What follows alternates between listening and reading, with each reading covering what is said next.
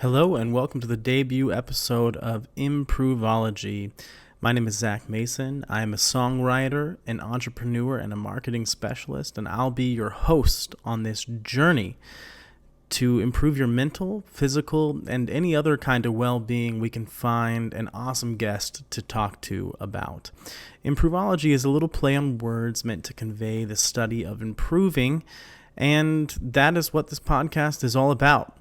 Learning ways to improve our well-being, our happiness, and our overall sense of success in life, whether it be financial, physical, mental, spiritual. We will touch on them all. Today's episode is going to be related to anxiety and how anxiety can impact our decision making and what we can do to make better decisions in the face of anxiety. Our guest is going to be actually my wife, Keilani Perisian-Mason, who is a licensed mental health counselor with certificates in neurology and mindfulness and a master's degree in counseling. You will notice a slight difference in the sound quality, or perhaps a major one, due to some COVID-related technical errors. We recorded part of this here in our living room and the other part in a podcast studio across town. If you're watching, you'll see in the intro here, I'm sitting in my living room, in the next one in the podcast studio. Without further ado, please enjoy our debut episode, and I will see you on the other side. Thank you.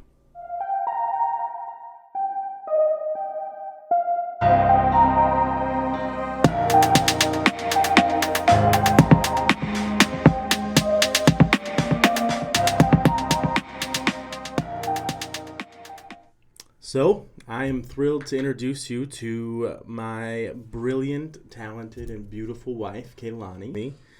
And that's one of the fun things about this, with all the COVID stuff going on. We actually get to hang out face-to-face and do this instead of the Zoom calls and all that stuff that everyone has to do now. It's nice being quarantined with someone you like. This is true. So today I want to focus on the topic of anxiety because there's some really interesting things that I think we can talk about, revolving around that. But, to begin with, let's just talk a little bit about your background, how you got into the work that you're now in as a mental health therapist, and, what the letters behind the name mean and all that sort of thing. Sure. I am a licensed mental health counselor in the state of Washington, and I am branching out into life coaching as well. But I had been thinking about becoming a counselor even back in middle school and high school. I was the nerd who really enjoyed reading a good self-help book. My favorite show was, it's not even on anymore, but it was called Starting Over, and it was a reality show about counseling, which is really? So nerdy. But I loved it. And so anyways, that kind of sparked an interest, and I just enjoy learning more about the human experience, normalizing the human experience, and having very real conversations with people. So that led me down the path to get my bachelor's degree in community counseling, and later on my master's degree in counseling psychology. Now tell me a little bit, because I remember the first time that we talked about this, I really didn't understand what the different letters would mean when you'd see a counselor or a therapist door, and that there are different kinds of therapists that are sort of based on, that code that those letters represent. So tell us a little bit about that. Yeah, and there's becoming to be more and more. So there's peer counselors, which requires additional training, but it doesn't require any kind of associate's, bachelor's, or master's level degree. Then there's licensed practical counselors, and most of those people, I believe, do have a bachelor's degree and are usually being kind of supervised by a licensed counselor or therapist. And I feel like I'll probably miss some of them because, like I said, there's a lot, but there's the licensed mental health therapist, LMHC, that's what I am. There are family counselors, marriage and family licensed therapists, social workers who have an emphasis more on therapy and counseling. There's a lot of different levels and types of people that can help still in the realm of therapy and counseling. And then there's a difference between a counselor and a therapist versus someone who has a psychologist degree or psychiatrist degree. Psychiatrist is someone who prescribes medication and they're a medical doctor. But yeah, that kind of gives you a little bit of a breakdown. If someone were seeking, let's say, help for their child who is struggling with anxiety, they may want to lean in towards someone who has a family therapy degree. But as an LMHC, I'm also able to now get additional training in certain areas that I feel I'm really passionate about. So that helps you specialize even further. Yeah. And the next thing I wanted to kind of breach before we get into the main substance of our topic is just the stigma that's around mental health in our country, and to some degree, I think maybe the world. I think there are some more progressive countries in terms of their views on mental health and therapy and all that. But let's talk a little bit about those and that kind of myth and shrouded ideology that's out in the public right now about what mental health really is and what going to a therapist really means. Yeah, I think the main stigma that I hear are people feeling that it's a sign of weakness. So to have a mental health condition, to seek help from a mental health care provider means that you are admitting to some kind of weakness or deficit. So to break that down, I think it's scary as hell to go and talk to someone about what you're really feeling and to be authentically honest. So when I think about how scary that can be, well, that makes me feel very much that it's the bravest thing that you can do. Yeah. And this is a part of our body, our mental health, our emotional well-being. It's as important as our teeth, as going to the eye doctor, as going to our physical doctor.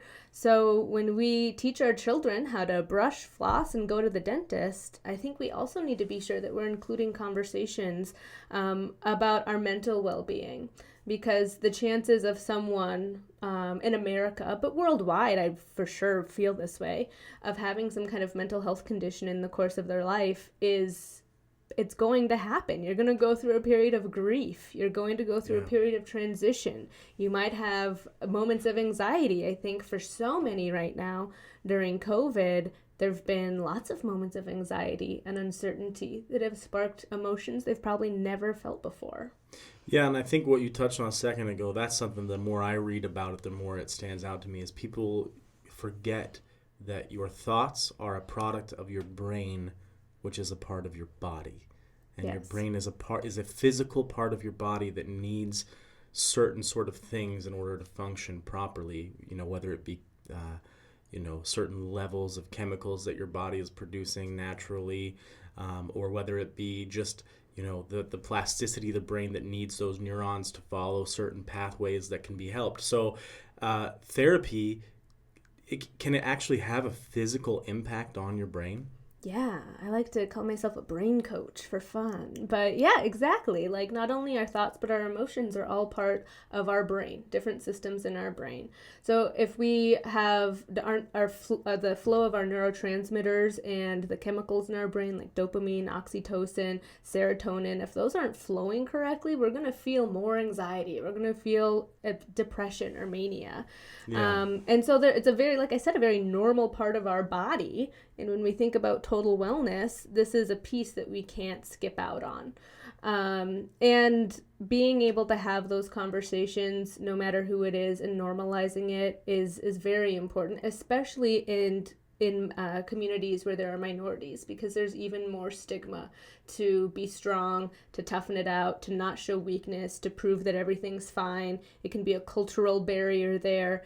And it's important that we can have conversations that normalize that. Because when we suppress how we feel, typically what can happen is a lot of anger, addiction, troublesome behavior, continued traumatic behaviors, kind of engaging in, let's say, continued unhealthy relationships, because we have blind spots. We can't always see those things.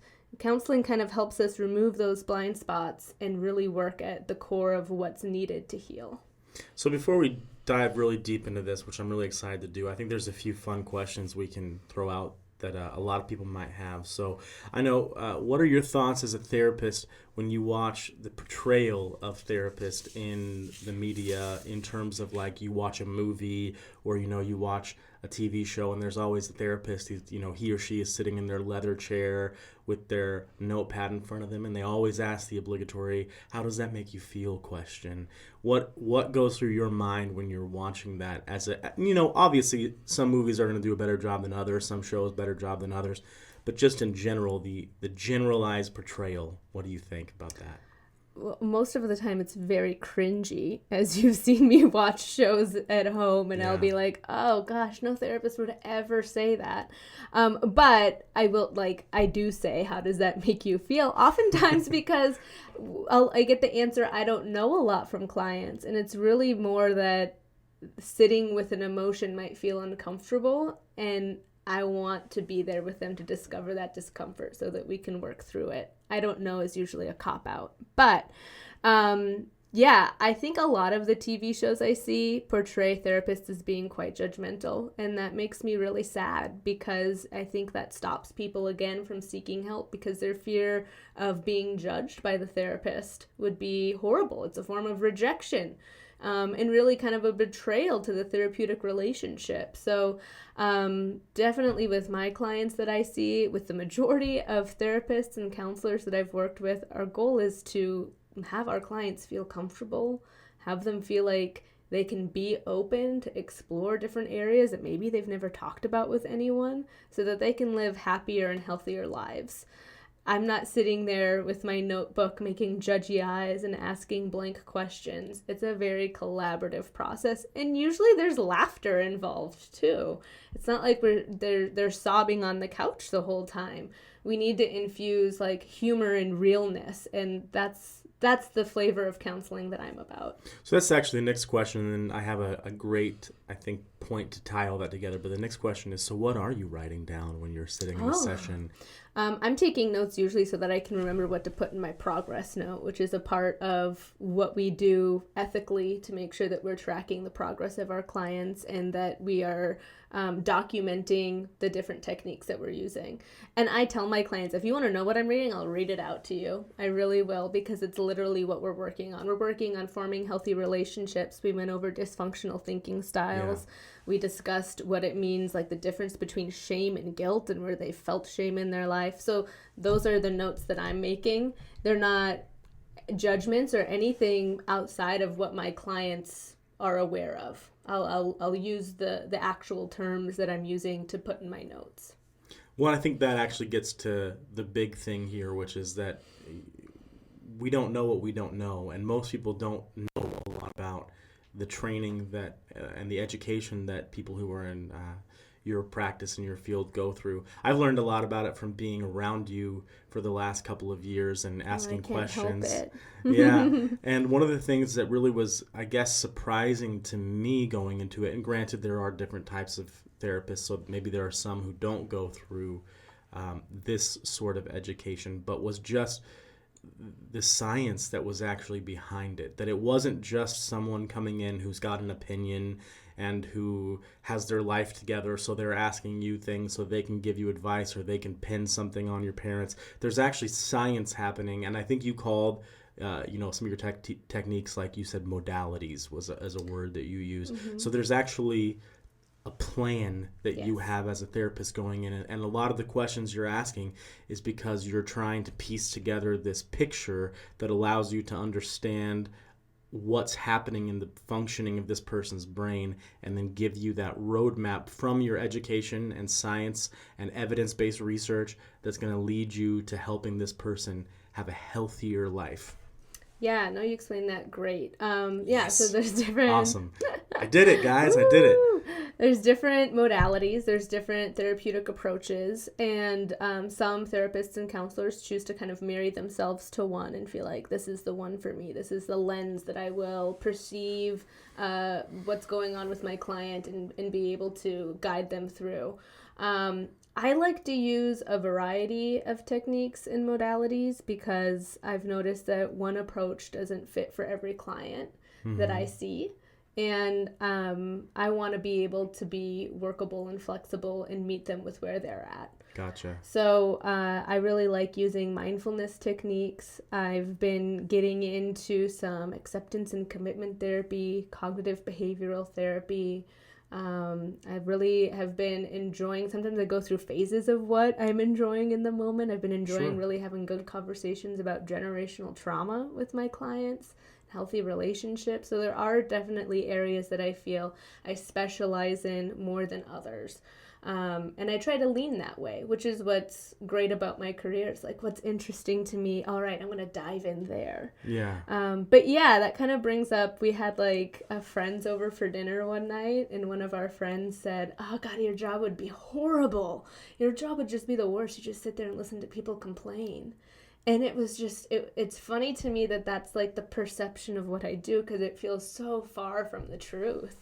I think it is so far Yeah, from the it's truth. so far from like my reality anyways. When I'm sitting with my clients, it's exciting for me to like be understanding and asking for deeper meaning, and it's kind of forming this picture in my mind of where we can go, and helps me decide what questions, what prompts, what exercises I could help them do so that they can remove those blinders. Or I like to use a lot of metaphors in my counseling and say, like, we need to update your prescription. You're not seeing the full picture in front of you.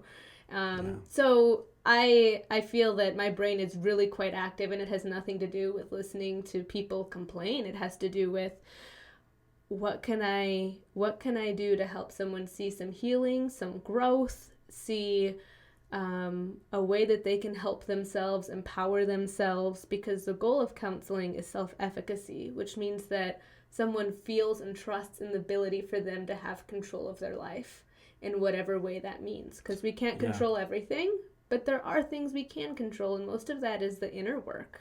Yeah. And I think another misconception, and then after this misconception, we can jump into the real meat of what we wanted to talk about today, but is that you as a therapist want to keep someone in your office every week for the next 6 years, because that's how you get paid. And really, that's not what you're there to do at all. No. In fact, there's clients where I'm urging them, I think you're at a place where we could back off, and sometimes they might be wanting more, and I'm needing to say, no, it's time for us to start cutting that cord. You can do it. You can fly on, little birdie. Yeah. But no, the goal is, and I mean, initially with new clients, I do like to start out weekly, because we're getting to know each other. And really the foundation of our work is that they trust and they know me, and I feel like I'm getting to know them. So that's important in the beginning.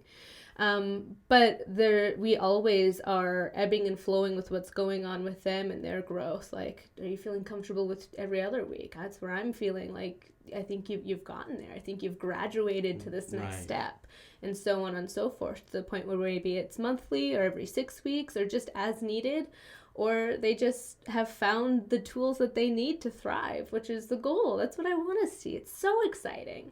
I would describe myself much more as like, I get to be like someone's cheerleader as they like hit these milestones. Yeah, so your goal is really to, not to never see them again, because people need checkups, but your goal is to see them way less.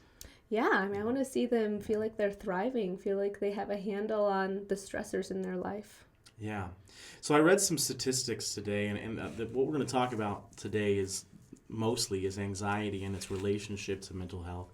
I think, here in month 5 of the COVID-19 pandemic, anxiety has probably become a pretty close, part of a lot of people's lives. And I looked up some statistics from the National Institute of Mental Health, and it was the statistic was that 19.1% of adults in the U.S. had an anxiety disorder in the past year of the people that they had access to. Obviously, there's a lot of people that they're not talking to, and that's just an estimate. I would say that number is probably higher, but yeah. Yeah, but that's just the number they had recorded, and that 31.1% of adults in their study basically experience an anxiety disorder sometime in their life. And I would guess the numbers were a lot higher, but still, bringing that into perspective, this isn't just a made-up term that mental health practitioners use, this anxiety thing. And there has been a stigma that's associated anxiety to just like, you're afraid or you have a weakness in your brain. And in reality, that's not necessarily what's happening. Our brains are these complex organs that have evolved into a certain way of functioning, and anxiety can be a byproduct of things that are outside of our control, that our body is basically having a degree of a physiological response to external stimuli, like things happening around us that are having an internal impact on us. Would you say that's a fair way to describe that to some degree? There's definitely a biological component to anxiety. It's there for a reason and a purpose, but we do have control over it, and that's where counseling helps. It's like that brain training. So it's a combination of, there's something that feels out of your control, or there's maybe a chemical imbalance there, and also let's give you the tools so that you have everything that you need to tackle this on your own. Like, we wouldn't send someone into battle with nothing, with no armor, shield, sword, and so like no plan. Yeah. So it's like, here's our game plan. Now let's get together. Let's make sure that we are understanding what you're needing and making sure you have those coping skills. But anxiety biologically is there to keep us safe, and we can't live our life without any anxiety. Some anxiety actually helps us perform better. Kind of like, okay, I've got this boost, so I'm going to be able to perform this task perfectly, or well anyways. When anxiety gets out of control is we no longer, let's say biologically, we used to feel big bursts of anxiety in fight, flight, freeze, where we're being chased by a grizzly bear. And so, our body is like, oh my gosh, we need to protect ourselves. We either need to fight the bear, freeze, or we need to flee and we need to hide. So anytime when in the animal kingdom, when we see like a bunny and they get startled, sometimes they'll freeze, sometimes they'll flee, but it's this protective feeling. They're going through that anxiety, that part of our amygdala that's kind of going, Mayday, Mayday. The amygdala is a part of our brain where our emotions and our fight, flight, freeze response are. So anyways, anxiety is a very normal part, but now it's much less likely that we're going to be chased by a bear. Instead, that anxiety might pick up because we're going into a social situation and we're feeling like, are people going to judge me? What are they going to think? What are they going to think? And their minds are racing, or they have just a ton on their to-do list and they're overwhelmed. Or more likely right now during COVID, people are feeling like I don't know what to expect. There's no roadmap in front of me. Everything is getting thrown onto my plate. Nothing feels like it did before. There's so much uncertainty. There's a fear of the illness. There's a lot floating around that looks different, and too much change can trigger anxiety as well. There's different types of anxiety too, and there are diagnostic criteria to determine whether someone is having a fleeting moment of anxiety versus this is now a diagnosable illness. And just to further underscore the seriousness of all this is, I heard a Stanford professor of psychology named Nina Vasan, if I'm saying her name correctly. She was on the podcast Armchair Expert with Dak Shepard recently, and she was talking about, this correlation between our body and our mind, because they are really the same thing. They're a part of each other, and how if we had a stomach ache that lasted for 2 weeks, there's probably less than that for most people, you're going to go to the doctor. Yep. Because something's not right here. Like, my stomach just won't stop hurting. Or if we had a persistent headache, how many days would we have that headache before we'd seek help, before we'd go to a massage therapist, a chiropractor, a doctor, because this headache's not leaving and I want it to go away. Something's obviously wrong. Something in my back is out, whatever that might be.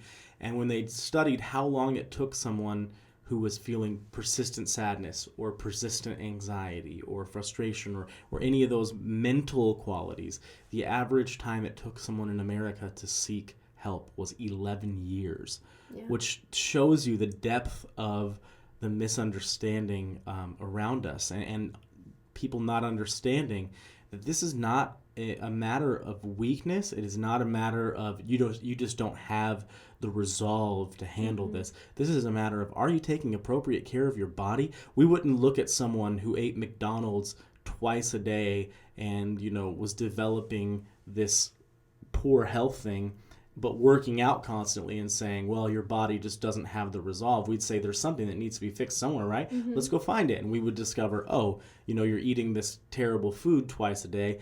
Great job on the working out, but your health is deteriorating because of this stuff over here. Let's fix that. And that doesn't make that person, somehow less weak. It just means somewhere in their life there was something that needed adjustment. Yeah. And oftentimes kind of maybe a weird example, but no, I think it works.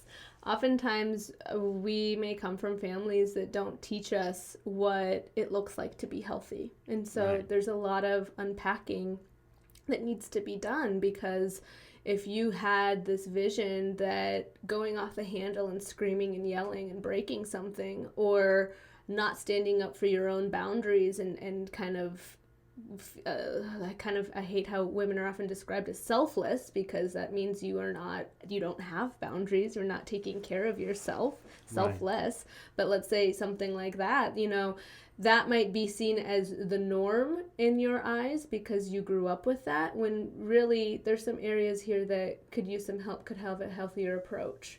Right. And I think, I just thought of this actually, but I think another element of this is that people think, well, people didn't used to have therapists. But then again, people used to live in survival mode. And that's not where we are in our current day. Like, I just was listening to a talk the other day where they were talking about how 200 years ago, 85% of the world was below the poverty line and in, pretty serious poverty. Like, where's my next meal going to come from? That's my entire focus of my life.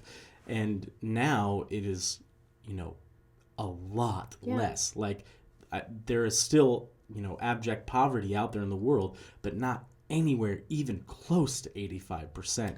And so our focus has switched away from just thinking about my next meal and protecting myself from the cougar that's out in the woods that's going to kill me. And in that, there's been a shift that makes us need to focus on our mental health, because we're not living in a constant state of, let's just think about a meal and living. Yeah.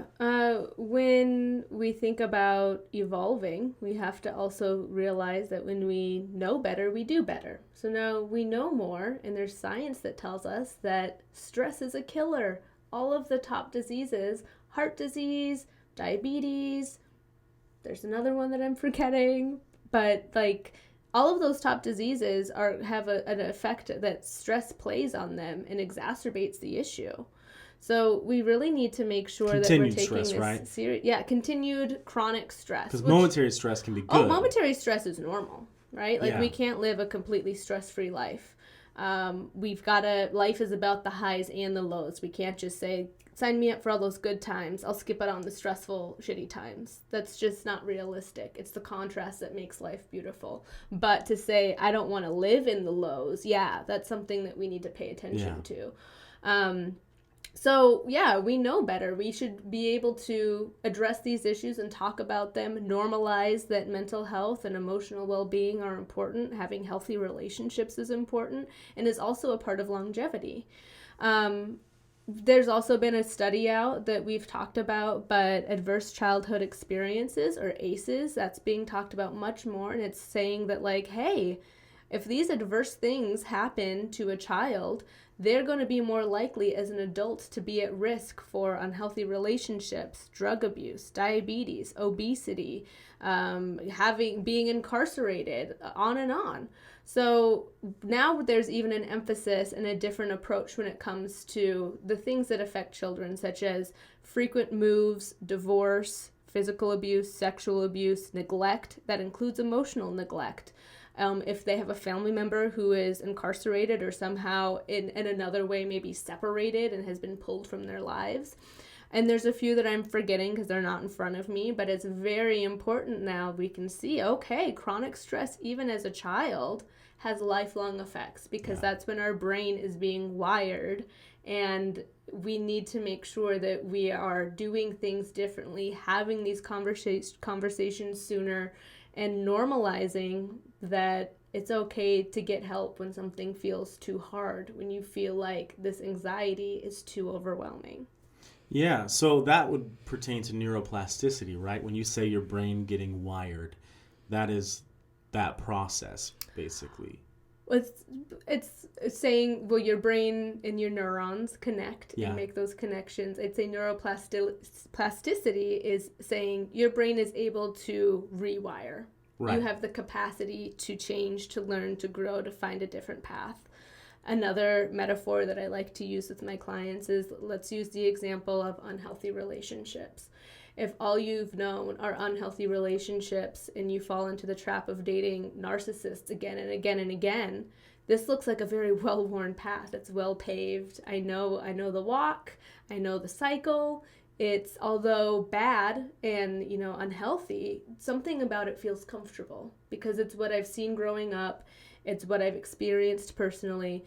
And the idea of a healthy partner and a healthy relationship is foreign. It might look, that path, if we're looking at like a forked path, might look like a jungle that is overgrown and we don't know how to navigate. And so our brain can say, well, we forgot our machete. Let's go down that well-worn path time and time again.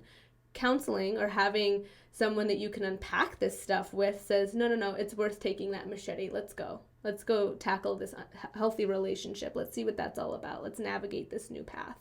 And that's what that neuroplasticity is that it can be scary to change.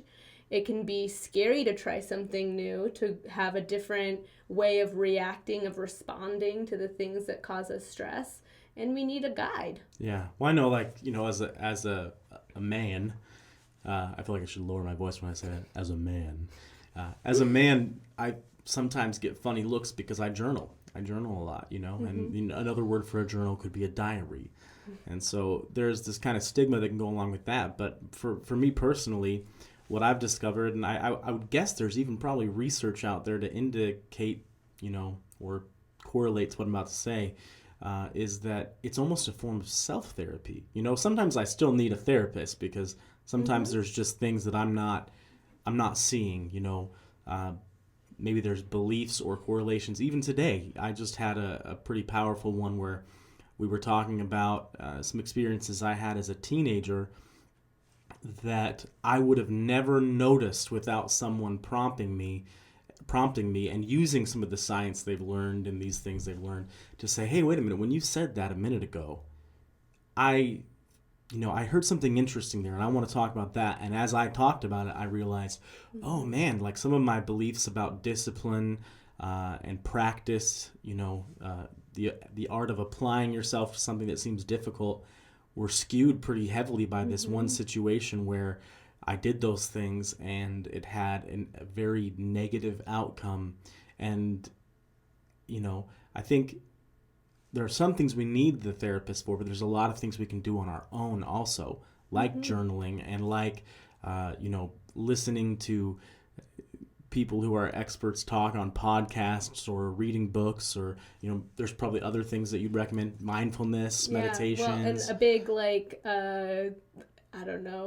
craze right now or popular thing are like the Instagram therapists, which now I don't know if I qualify. I have an Instagram and I try to post things, but there's a lot of different forms of how you can do self-healing, and self-healing is important. So you don't need a therapist if that's something that is fits with you, and I would say try all those things. I do recommend them though. Yeah, but a therapist can help, like you said. Like that was a blind spot that you had that you didn't realize that, oh wow, the impact of that. And when we can understand, wow, why do I tick this way? Why am I the way I am? Why is this a struggle area? Oh man, it can make such a big difference to just have a different perspective, to update that prescription, and now we have clarity instead of it feeling like a fog. Yeah. So I think also the big thing I wanted to get to today with regards to anxiety is just the fact, and you kind of already alluded to this, you talked about the amygdala a little bit, and what really got me triggered wanting to talk to you about mental health was when I read this article that was in the Journal of Neuroscience, and the professor who was responsible, or the scientist responsible for the article, her name was Bida Mahogdam. I do not know if I'm pronouncing the last part correctly. And they did a study that basically was talking about how anxiety can really mess with the way your prefrontal cortex works. And that stood out to me because, here we are, we're in this prolonged period of anxiety. I think I have yet to meet someone who's expressed no anxiety about this. I'm sure there's a handful of people out there, but in the Zoom meetings that I have that are group meetings, and in the the encounters we have with people in our jobs, persistently I hear some expression of anxiety. Our finances are fine now, but what are they going to look like in 6 months? We're managing to get by. We figured out how to use Zoom for a Zoom happy hour, 2 or 3 friends, but we don't know if we can be this lonely for 3 more months. And then we have this environment where lockdowns are indefinite, or phasing is held in this area, and we don't know when the vaccines are going to come out, and there's just this huge blanket of uncertainty that's rolled out across, to some degree, the world, but especially America right now. And then I see this study in the beginning of this crisis is when I saw the study, but basically that says that our ability to make choices is severely impacted by anxiety. Oh yes, most definitely. That fight, flight, freeze we're talking about, our prefrontal cortex has our judgment, our good decision making, and that's the part of our brain that is not fully formed until our mid-20s, which explains a lot of really dumb shit that we do in our teens and our 20s. God, right? But I'm so grateful there wasn't this video culture that there is now. Oh my gosh, yeah, we barely escaped that, thank goodness. Yeah. But yeah, so our amygdala can basically kind of hijack our good thinking, our good decision making, and keep us stuck in this fight, flight, freeze place. So are we going to be good at making decisions when we want to freeze and not make a decision? When we're too afraid to because our amygdala says it's too scary, there's too much uncertainty? Are we going to be good at making decisions if we are jumping to one thing and the next? We're in flee and we're like, okay, I'm going to do that. I'm just going to decide and not think it through. So yeah, and the same thing with conflict. Anxiety can make conflict so much worse too. If we're operating from that place, we're not going to be good communicators. So it's very much affects our thinking, and I see a lot of dysfunctional thinking when people are under high stress, which are things that we all might feel at some time. I catch myself. It's a very normal thing to say, oh, look at that. I'm overgeneralizing this situation, and become more of an observer of your thoughts instead of feeling like, oh, I just jumped on the overthinking train and I'm stuck. But some common ones that can happen when under anxiety are jumping to conclusions. Is there any proof of that? Is there any proof that this is the outcome? Or mind reading? Is there any proof that I have that that's really what someone is thinking, that they're judging me that way? Kind of throwing out also ways that we can question that overthinking, more critical or judgmental part that can come up with anxiety. Kind of is it true because it's true, or is it true because you want it to be true? I see a lot of that right now. Or that my insecurity is telling me that this is the way it is, versus is there really any truth to that? Right. Well, you're wanting it to be true to back up your confirmation bias or whatever, right? So someone feels a certain way, so then they pull truth out to match the way they feel, versus maybe more of a like a 30,000 foot view of truth, or however you'd say that. Well, and we're seeing a lot of black and white thinking right now as well, where there's not a lot of gray. It's either this way or that way. There's no in between, and there's not a whole lot of tolerance for the in between. So I'd also say that we might be having hyperactive amygdalas right now across the board that are making hard conversations and conversations that are necessary more difficult. Even another example I like to use when we talk about the amygdala and our prefrontal cortex and good decision making is John Gottman, who is a marriage and family therapist. And he talks about couples when they're in an argument to know and be aware of how their body feels when their heart rate reaches 100 beats per minute. Why? Why would that matter? Because when it reaches 100 beats per minute, we're flooded and our amygdala has taken control. Now you are no longer able to have an effective conversation with your spouse and reach a resolution. Your judgment and your decision making is off, and you're likely feeling defensive, or you're stonewalling and cutting them off. Go do something else. Calm down and return to the conversation. See, this is the part I just want to put in bold for everybody, because you have these characters in the world, whether some of them fictional, some of them real, but you watch a movie and you always have the stoic hero of the movie that doesn't need mental help. He just self-medicates with a bottle of whiskey and handles his business, But then if you pay attention to the movie, there's always these even the movies, they can't help but show a little bit of truth, even if they're trying to hide it, he's miserable and can't be in relationships, or, whatever it is that's happening in the movie there. Or in real life, we have these characters who are... It makes me think of... what was the Bradley Cooper Lady Gaga movie? You kind of described that perfectly. Oh, yeah. Like that scenario. That's a whole other thing, too. The tortured artist. That's a whole can of worms also. But what I'm thinking of is also, we see these people that are in positions of power. Maybe they're entrepreneurs who have grown a huge business empire. And I won't say any names because there's some of them I actually respect. But one of them said the other day, they said that they recommend people see a therapist, but for them, they won't ever see one because of the fact that they don't want to mess with the formula. Like the formula that's gotten them to where they are, it works, and they're worried that if they talk to a therapist, like it would mess that up for them. And what's funny to me is, we're not talking about your ability to be a strong-minded person. We're literally, like what you just said a minute ago, there are things that are happening. Your heart rate's hitting 100 beats per minute. Your amygdala is taking over. You're flooded. And so then you see these people in positions like that, and then some point in their life, they do this wildly stupid thing that is a public thing. Maybe they have, a torrid affair that it's just unbelievable that they had, or they make a really bad judgment call, whatever that is, and people forget you might be a strong-minded person and your brain can still take over. Like your physical brain can take over. This is not just a matter of your strong-willed thoughts. This is physiological things happening in your body. Yeah, this might blow people's minds, but if you're human, you're going to be a little fucked up and flawed, and you're going to have some issues you're going to need to work through at some point. It's an escapable part of the human experience. You will need to learn how to manage your amygdala and have hard conversations if you want to have deep and meaningful relationships. Yeah. And those are the kinds of relationships, bonds, and supports that help keep you healthy. And that's what science tells us.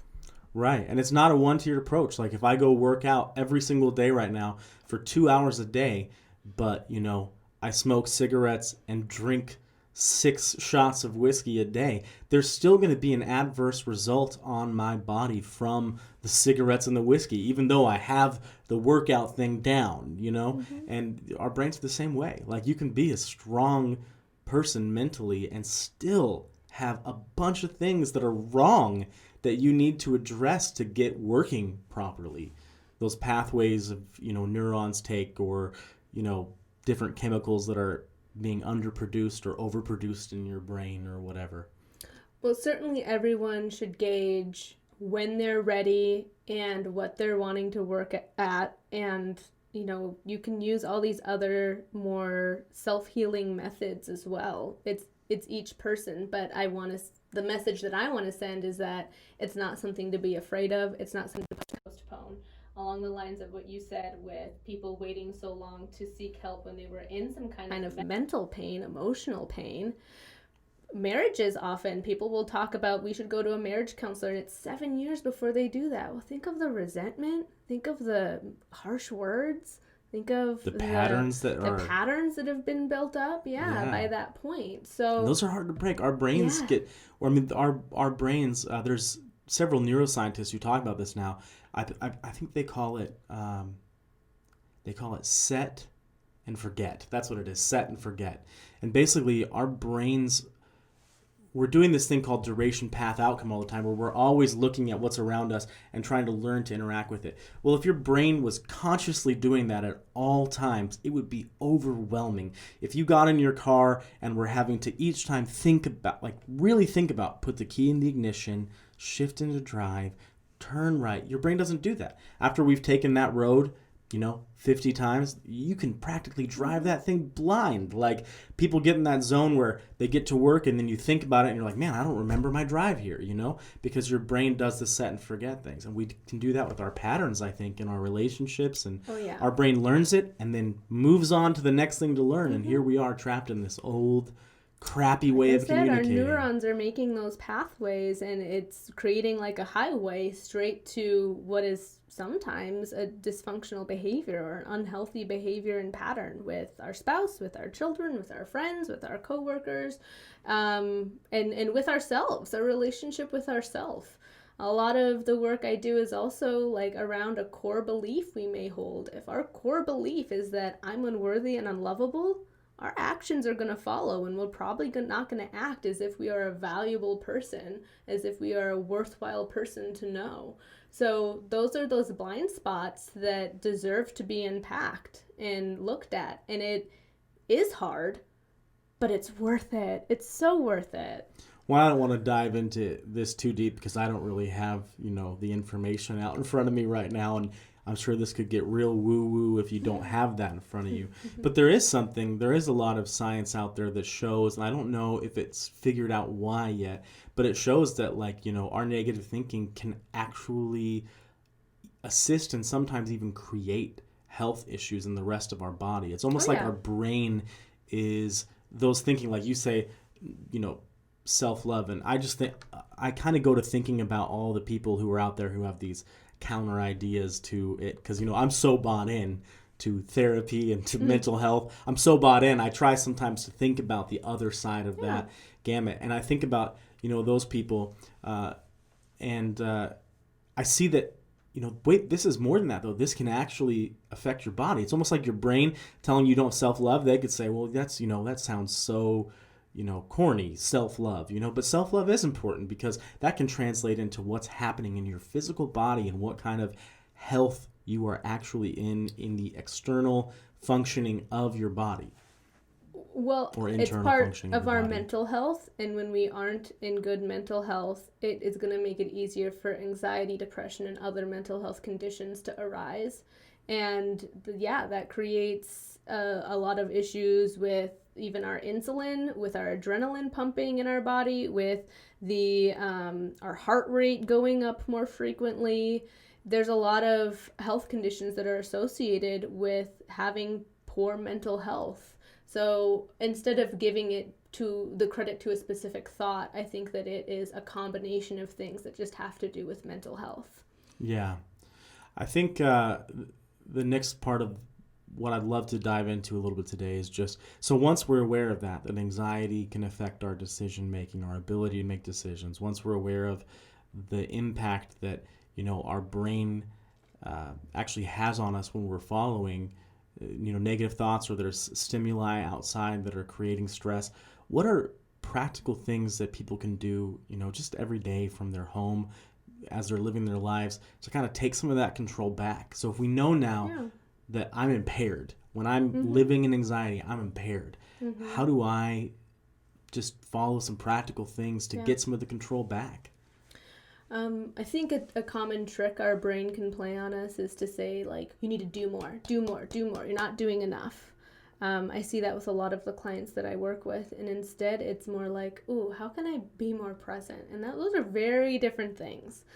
We can't often be doing more and be very present and enjoying ourselves at the same time. And so mindfulness is really about non-judgmentally, not judging myself, not judging the activity I'm doing, non-judgmentally being in the present moment. I'm not thinking about the past and thinking, shit, why'd I do that? Or like overthinking past mistakes, overthinking what's happened and can't be undone, or overthinking about the future, which I think a lot of people are kind of stuck in that place right now. The what if? I need a contingency plan for everything. So what activities make you feel like you're in the present? For me, it's gardening, it's yoga, it's playing with my dogs, it's being in nature. I highly recommend thinking about what things in nature can help us, because we are part of nature, and that is a healing thing. Being outdoors can be healing, and it helps you be more present. Kind of create a self-care list of what activities and things help you. Is it listening to music? Is it taking a bubble bath? Is it going on a walk? Is it exercising? It's different for everybody. And make sure that because our brain isn't that great when we're in that amygdala space and anxiety is flowing. Obviously, we're not good at making decisions. So this is kind of like, hey, create that plan beforehand, before you get to that place, so that when you're feeling, I'm overwhelmed right now, you kind of have a care list of what to do. And that can expand. That could be, there's a lot of different apps out there that give you guided meditations. There's journaling as an option. There's lots of things. But that would be my like go-to thing for people to do, is like be aware of what helps you calm down and find your center and feel more grounded, and then do that. Because even though logically we know that, we're not always acting on it. So creating that list is one step closer to following through and acting on it. Yeah. I remember reading a study by the Harvard School of Business where they talked about reframing anxiety into excitement and how well that worked for them. And in the particular study they were doing, I think they were having people give speeches, if I recall correctly.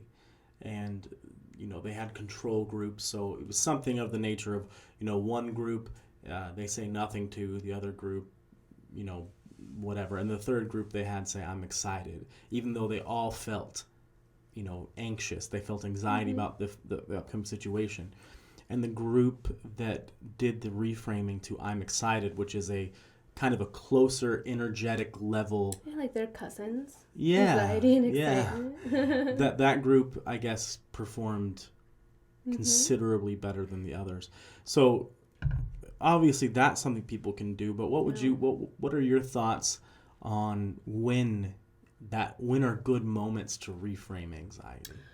Sure. I'm sure there's some that, the energy is different and that's not the right approach. Yeah, I mean, like I said, sometimes anxiety is there for a reason and a purpose. Sometimes it makes sense to be anxious. But for example, let's say test taking, that's a common one that I work with some of my teens on, and as an elementary school counselor we would work on. I had this giant coin, and I would say that anxiety is like flipping a coin from anxiousness to excitement. So exactly that concept. And in that example, I would say, well, how about this? What if we really went with, I'm really excited to show my learning, to prove my learning. This is an opportunity for me to show what I've learned. I think that might be a direct quote from a college professor, actually. But like, there are ways that we can shift that as like, this is a growth opportunity. This is an exciting thing to like test myself. But to do that, we also have to know that it's okay if we mess up. And there's a lot of us who are not okay with messing up, and we think that it needs to be perfect, and we're ashamed if we don't get it perfect, and we put unnecessary pressure and that isn't realistic and isn't there. Or perhaps our family has put onto us, and we have to figure out how to have some distance and healthy boundaries from that. But yes, we can most definitely switch that script, change that script, work on reframing things, and I think that it really helps. In fact, there was an example the other day of someone who had kind of painted this picture of what it was going to be like when they were done with college. I'm going to be able to do this and this and this. And COVID took a big crap on this beautiful vision that they had. For everyone, COVID took a crap on the vision of the summer, the celebrations, the everything that we had planned on doing. And it's not so easy to repaint over that. Sometimes we get stuck and we just keep it's almost like I think of like a toddler kind of pouting, like, no, I had this beautiful picture. It was perfect. Everything was perfect about it. And I wanted that.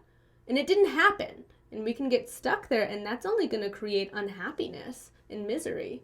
We have to figure out how to accept what's currently happening and adapt. And those are hard skills but necessary in times like this. And we need to be able to reframe and say, okay, well, yeah, it doesn't look like this beautiful picture that I painted, and it makes me feel really pissed off. I'm really disappointed that it doesn't. That's what I wanted. But there's some workable solutions here. So it doesn't need to be perfect. What is a workable solution? And how can I be grateful for what's currently happening, even if it doesn't look like this pretty picture I painted? Yeah, and again, something that I don't have written down today or anything, but that's another one is I discover for myself there is a massive difference for me the days that I practice gratitude and the days I don't. And when I say practice gratitude, what I mean is like, get in the car, and as I'm starting the drive to work, making that list of things that I do have, whatever they might be, no matter how bad the week might be or what stresses might be there, focusing on, hey, the wheels on my car are turning right now. That's a good thing. I'm not having to, catch a ride. And, I was able to eat this morning, and I was able to, wake up next to my wife who I love, or, little things like that. And even then, one of my favorite people to hear do this is Eckhart Tolle, because he's just like the master of doing this. But people will, put those objections out there. Well, my car wheels aren't turning today. But there's no end to where we could find gratitude. But you're not being, literally it can be as simple as, are you actively being attacked by a bear? And I'm so grateful I'm not being attacked by a bear right now. It's crazy, but it's the truth. Yeah. No, most definitely. And that is a challenge that we need to meet. And that's part of mindfulness as well, is how can I look at the situation and find what I'm grateful for? And that's a huge practice. We were way better at it when our son was with us, and it was part of our nightly routine, which I highly recommend to families. Yeah. Like, what are 3 things you're grateful for? And I would say it's very easy to kind of come up with friends, family, and a house. Yeah, we should be grateful for those things. I like to get specific. I think the more specific, the better. Specifically today, what are 3 things that I'm grateful for? I'm grateful that today was not 109 degrees like it was yesterday, right? I'm grateful that our dogs are healthy, because there have been times when they haven't been healthy, and that causes me stress and I worry. I'm grateful that I've been having really good conversations. By the way, to when our little our little Dorky, which is a Dachshund and a Yorkie mix, was a Dorky, cutest little thing. He ate the tip of a Nerf bullet and ended up being put in animal hospital and having to have it lasered out of his stomach. A $900 surgery before Christmas to get the Nerf bullet out. Yeah, I'm really glad he hasn't been eating Nerf bullets. That makes me very grateful. Tiny little thing. And I think, there is time in each one of our days that we can do that. For me, I try to do it either in the shower while I'm on my drive to work. Some days, I'm not present. And some days I wake up and I just put my podcast on right away when I get in the car, or, whatever. And then it's 3/4 of the way through the day, or sometimes even into the next day. And I realize, God, I just don't feel great right now. Something's off. And then I realize, I haven't done gratitudes. And it may seem like this sort of woo-woo thing, but there's a ton of science. And I don't know how to communicate that in a believable way right now. Part of rewiring our brain and creating a different neural pathway that's helping us see the things that are going right. Because otherwise, if we're miserably just looking for the things that aren't going the way we want them, and we're pointing at that pretty picture we painted that will never happen, wow, that's not a fun place to be. I'd much rather point of a picture that is of my reality and be pointing out things that are happening that I enjoy. And see, the rest that isn't perfect is workable. It's workable, or I can find a workable solution, or whatever crappy thing that's going on, because there is hardship and trauma, and people are feeling desperate right now. Yeah. Trying to see that as temporary. Yeah. And I think that those are really important skills that don't come easily or naturally to most people. I try to use some words that I've heard all you therapists use here, which is, I think in those moments, though, when people are in that state of desperation, more often than not, well, at least in our culture, there are other cultures maybe where it is a little more serious, but it's futurizing and catastrophizing. See, these are therapist words I've picked up on. I don't know what futurizing is, but I like it. I'll use that. Yeah, like living in tomorrow. Yes. And the reality of it is even during this COVID stuff, you woke up today, are you on the street yet? And I mean, it can sound insensitive, but these are, because it doesn't take away from the fact that your stress or your fears are real or are valid, but it does bring you into the present moment. And that's where that term mindfulness comes in, and the just overwhelming amount of research behind how healthy that is for us as human beings, to live here and now. I'm in today. There's some phrasing that I like that typically would go with EFT, or emotion freedom technique, and that's even more woo-woo if you want to know about it. It's about tapping on the meridians in your body, but I won't go there. But the phrasing I enjoy, even though, fill in the blank, even though I'm having to somehow juggle being a working mom and homeschooling my kids or doing distance learning, even though that's happening and it's stressing me out, I know that this is temporary. I know that there are supports that I can reach out to, and I'm going to be okay. So, we can balance that there's something uncomfortable happening, and we can also balance that with, all right, and there's still resources, and there's still, reminding ourselves that it's temporary and giving us some balance, whatever that might look like. And that's just one example. But we can't just look at the first part and say, mayday, mayday, I'm stuck, I'm frozen, my amygdala has frozen on that this, working and having my kids at home doesn't look like the picture that I envisioned. I'm stuck and I'm frozen. Well, that's going to increase our anxiety, our discomfort, our inability to flow through what is happening and accept the reality that we're in.